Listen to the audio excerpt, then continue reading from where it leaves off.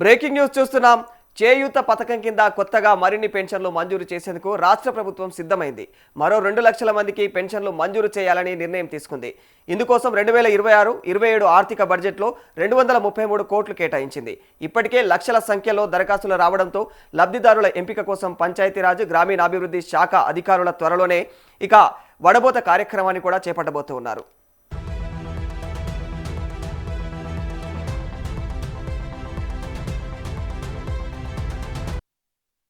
తెలంగాణలో ప్రస్తుతం 42,23,000 మంది వివిధ వర్గాల్లో ప్రతి నెల పెన్షన్లను అందుకుంటూ ఉన్నారు.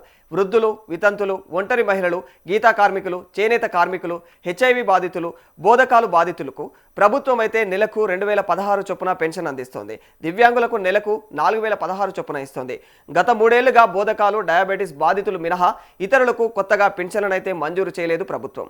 ఈ నేపథ్యంలో ఇప్పటికే 12 లక్షల మందికి పైగా దరఖాస్తులు చేసి ప్రభుత్వం అనుమతి కోసం అయితే వేచి చూస్తున్నట్లు తెలుస్తోంది.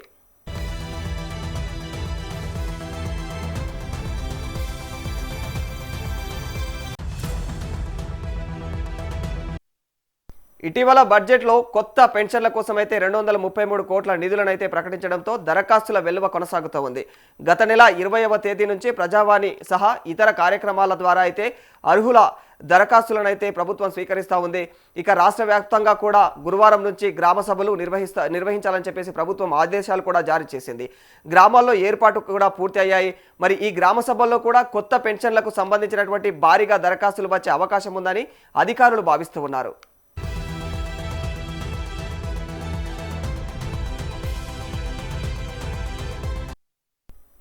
ఇప్పటి వరకే ఉన్నటువంటి 12 లక్షల దరఖాస్తులతో పాటు కొత్తవి చేరడంతో ప్రభుత్వం ఆమోదించినటువంటి 2 లక్షల లబ్ధిదారులను ఎంపిక చేయడం అధికారులకైతే సవాల్గా మారిందని చెప్పుకోవాలి.